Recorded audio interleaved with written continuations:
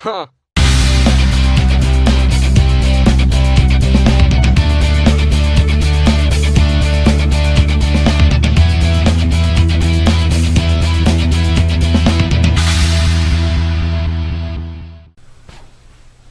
All right, hi all.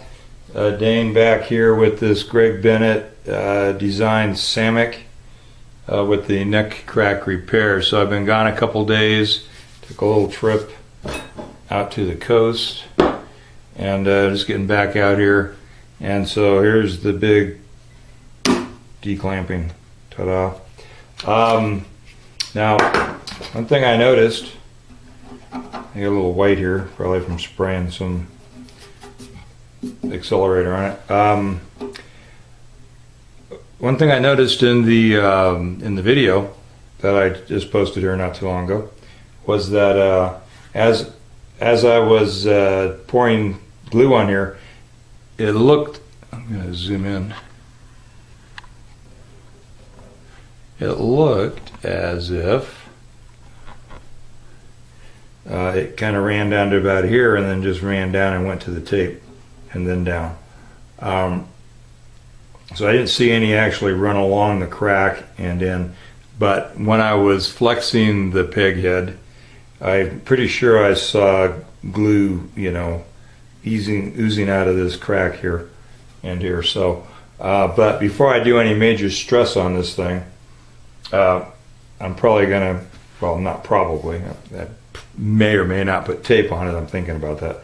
But that's what I was going to say. Probably going to put tape on it. I am going to run some more glue. And what I'm going to do is just hold the guitar up and run glue right here. However, it's obvious that glue has bubbled out of that joint there. So you know what? I'm not going to do that. Let me look at this side. What did I just feel up here? Something's loose. What is that? All right. My finger's catching something. Oh, it's a clear plastic shim that was under the nut. I was catching the edge of that. Well, I'm going to cut a new nut for this thing, so I'm going to get rid of that shim. Great. There was a pile of shims under the saddle too. I'm not as inclined to cut a new saddle, but I might. So, since I'm not going to reglue this, I don't know what all you just saw because I had it zoomed in.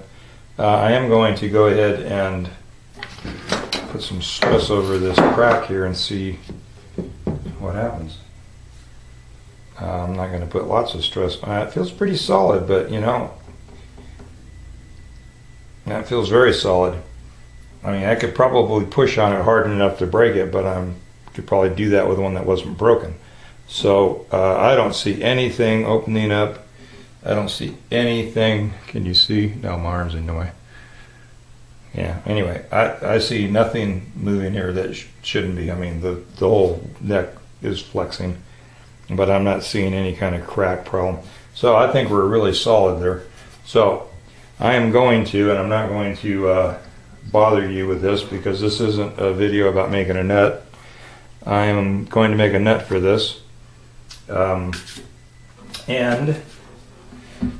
clean this up, and I'll show you the result. Like I said before, earlier on, that I'm not worrying about this being a perfect, unnoticeable repair. If that were the case, there's a chunk of wood missing right here, and I may fill that with super glue just so it's smooth. I could put some wood filler or something in there just so that you can't feel that, but I don't think that's a place that's going to be a problem regardless. So yeah, so I'll bring you back in after I get the nut made, after I get it cleaned up, sanded out, whatever it's going to end up being. And I'm going to use a little razor blade scraper on there to get some of the bigger chunks off, and then a little light sanding and see how it feels, and make a nut for it, and then I'll string it up and see what it sounds like. So I'll bring you back in later. Okay, new net, tentatively slotted. It's not to depth. Size, polished, I should say sanded to 600. It's Corian. There you go. The little nut guy right there. Anyway, all right, let me get my fat fingers out of the way. There we go. So I am going to clean this thing up. That's something else you don't necessarily have to watch. So I'm just going to go ahead and get my polish out, clean this thing. It's got, I don't even want to think about it. I should have put gloves on. Okay, I just got a few minutes left out in the shop for right now. I'm just getting this nut filed in, so I'm putting strings on this Greg Bennett design Samick. Let's bring you in here. It's as you saw or heard, maybe. Full string tension. Let's flip it over. Made a Corian nut. Added some height to the saddle, as we talked about, and I ended up taking quite a bit off of the base side of that extra thickness I put in. So right about 12 thousandths of relief in the neck. I got 464s on the 12th fret at this side for string action, and I've got 564s on the bass side. I usually get them a little lower here, but I didn't want to take the saddle out again, and 5 is perfectly acceptable. What else? I have a picture. of how much blowout they had at the bottom of the holes for the tuner pegs, and I'll put a still in here for you to see that.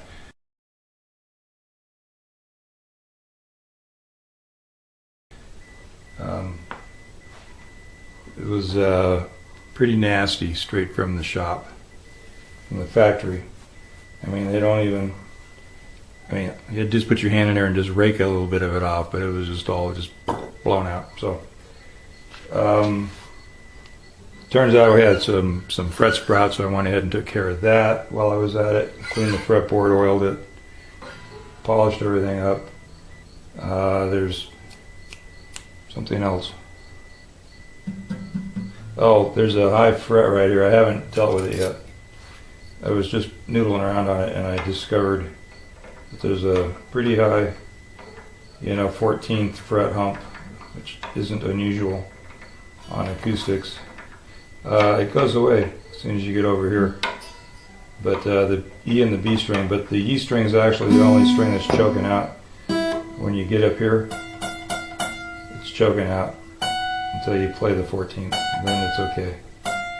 And the B is not choking out on it, so it's far enough. I tried just tapping it down just to see if it would seat it all, and it didn't. So I'll file that off a little bit, but I haven't done that yet.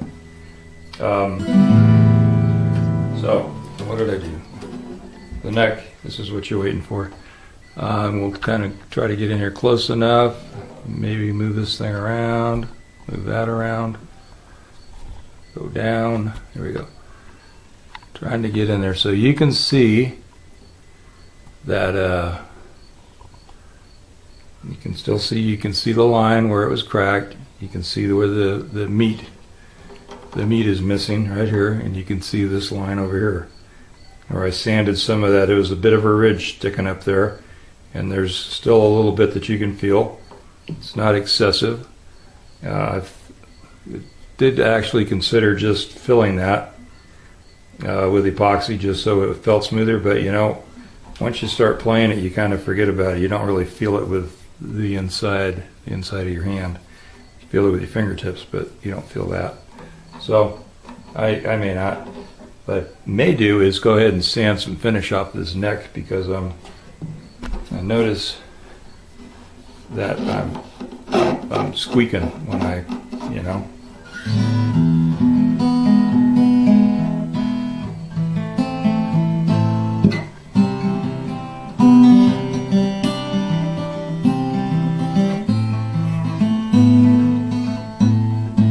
somewhere?